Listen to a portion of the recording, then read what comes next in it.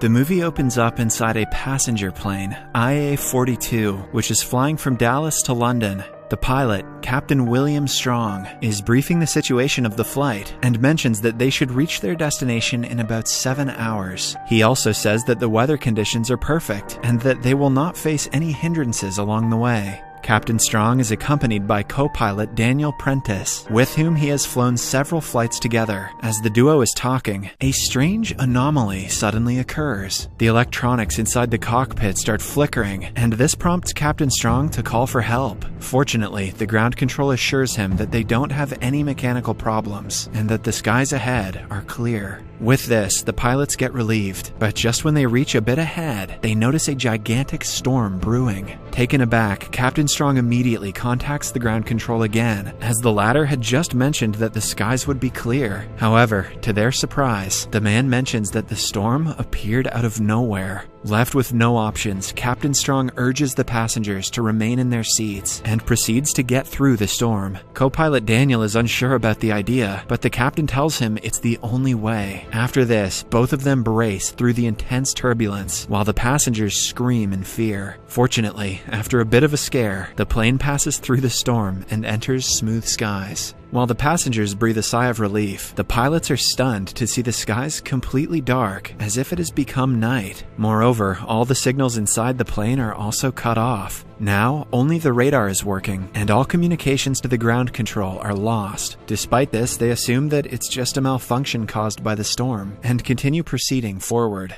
However, when they fail to find a single aircraft on their radar for the next 30 minutes, they start getting suspicious. Captain Strong decides to fly the plane in a loop, aiming to find someone around. Before doing so, he calls one of the flight attendants, Cameron, and asks her to settle everyone in their seats, as they will be making a descent. In the next scene, the pilots start descending as per their plan, and just then, they notice something on their radar. At first, the captain is happy, but when Daniel mentions that it's not a normal aircraft, he starts getting scared. Lo and behold, they see a large number of fighter planes bombarding a city in what appears to be a war. This sends the passengers into a state of panic, but the flight attendants quickly calm them down, mentioning that everything will be fine. Meanwhile, inside the cockpit, the pilots are equally stunned, but just as they investigate the situation, a bunch of fighter planes start circling them. As they are about to be attacked, they use their radar to get away from the firing line and again ascend into the sky. With this, the danger gets averted for the time being, but the passengers start getting more anxious by the minute. Some of them demand that Cameron reveal what's happening, but she calmly assures them that everything is under control. In the meantime, Captain Strong fails to connect with anyone on the ground, and since he has no clue about their current location, he decides to descend once again. The plan is to inspect their surroundings and deduce the exact location they're in. Daniel immediately disagrees, as he is wary of the threat looming below. However, when the captain mentions that they'll soon run out of fuel, he agrees. Meanwhile, two passengers, who are revealed to be historians, Dale and Bennett, find the situation odd and decide to inform the captain about it. They then sneak up inside the cockpit and inform Captain Strong that the fighter planes they just witnessed have not been made since 1945. In fact, they are the Luftwaffe, which were owned and operated by, wait for it, the Nazis. Hearing this, Captain Strong becomes enraged, and he orders Cameron to escort the men out of the cockpit. But Bennett keeps mentioning that they have somehow time-traveled back to 1940, amidst World War II.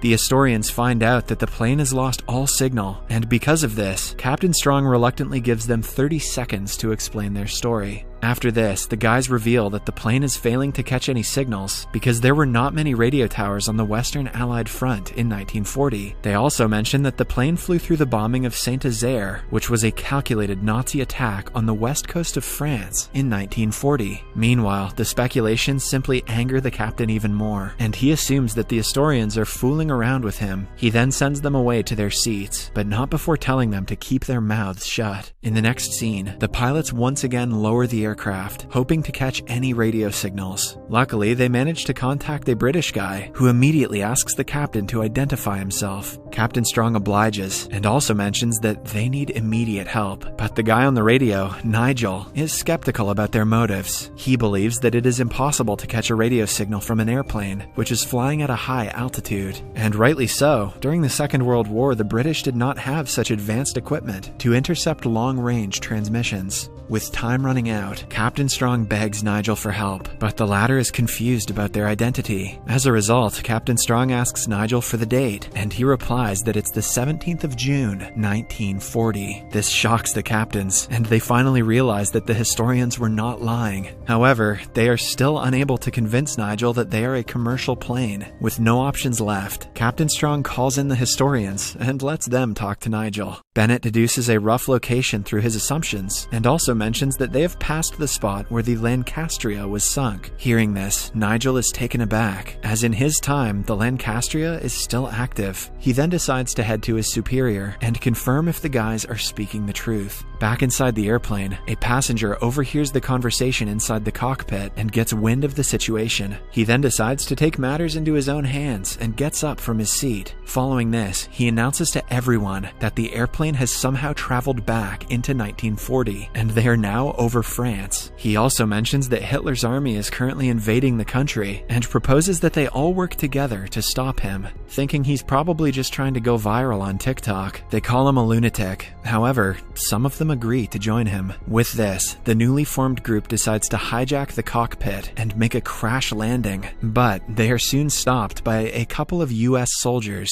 Soon, a fight breaks out, and even the flight attendants join in on the action. Luckily, the bad guys are subdued, and they are tied to their seats so that they don't cause any further disturbance. Meanwhile, Nigel again contacts the pilots and reveals that their information about the Lancastria was right. He also mentions that the information helped them rescue a lot of people. As a result, Nigel finally trusts Captain Strong and decides to help him land the plane. But for that, he will need their exact location. Captain Strong and the historians give a rough estimate of their location, but it is still not enough. Hence, the co-pilot comes up with a plan to turn back their lights so that they can be visible to the British soldiers. Sadly, as soon as he does so, the Germans find them first, and a bunch of fighter planes start surrounding them. They start pelting the aircraft with bullets, sending the passengers into a state of total chaos. Despite this, Captain Strong doesn't panic, and he tries his best to avert the attack. He then comes up with a plan to lose the Luftwaffe.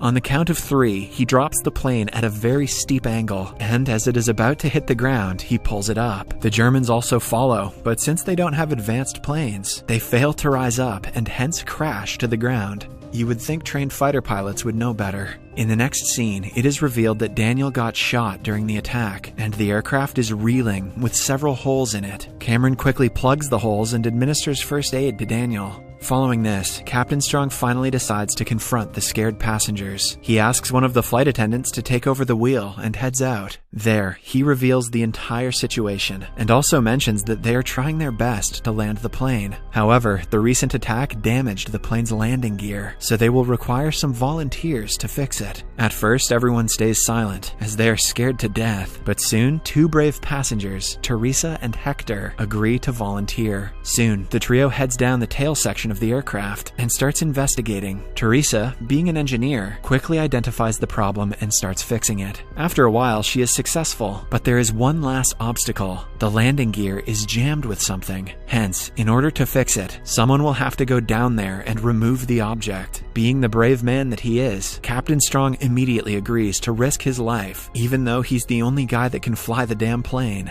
But Hector smartly insists that he do it since the captain is of more importance. He then slowly makes his way down to the landing gear and, using a hammer, fixes the problem. Later, Captain Strong heads back to the cockpit and again descends to establish connection with Nigel. After he does so, he mentions that the aircraft has only 80 minutes worth of fuel left in it, so they need help immediately. As they are talking, 2 German aircraft suddenly attack the airplane. This time, they even fire missiles, which blows out all the windows of the plane. With all the passengers in a state of shock, Captain Strong comes up with another plan to evade the enemies. He uses his only form of equipment, the radar, to track the enemies. He then cleverly tricks the Germans and makes them crash into each other, hence saving everyone's lives. After the close call, Daniel realizes that they can't keep descending, as it will reveal their location to the Germans. Just when all hope seems to be lost, Bennett comes up with an idea. He proposes that they cut off the airplane radar and send it over to Nigel so that he can use it and guide them through to safety. The captains are hesitant about the plan, but they have no other choice choice, so they agree. Following this, they re-establish contact with Nigel and brief him on their plan. Nigel is surprised that they're willing to give up on their best weapon, but he nonetheless agrees to help. The pilots then agree to hand over the radar at a specific location and start preparing for it. In the next scene, the flight attendants start searching through the luggage haphazardly, hoping to find something useful that can cushion the landing. Just then, an old man hands them over some toy parachutes, which he had supposedly picked up for his grandkids. After this, the preparations for the drop begin. They quickly wrap the radar in a thick layer of clothes and suspend it with the parachutes. After a while, they reach the designated spot, chuck the device out of the plane, and inform Nigel about the drop.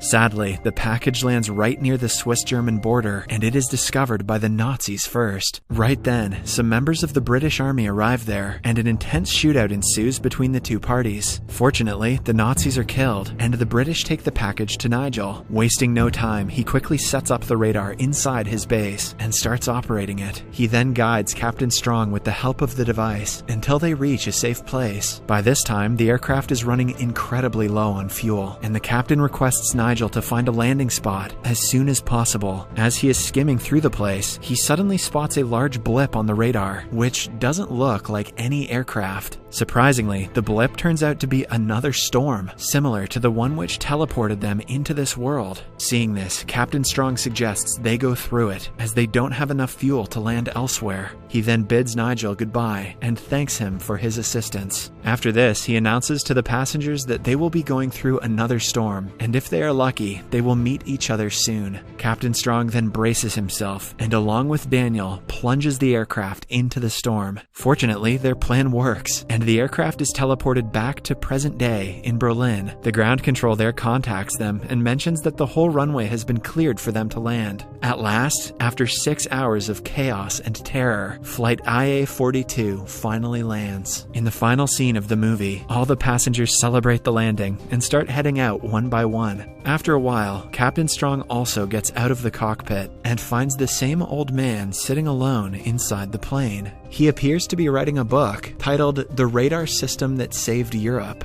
The movie ends as the old man is revealed to be none other than Nigel himself. This movie was based on a true story. Just kidding. Subscribe for more videos like this, turn on notifications, and leave a like to help the channel out. Thank you for watching.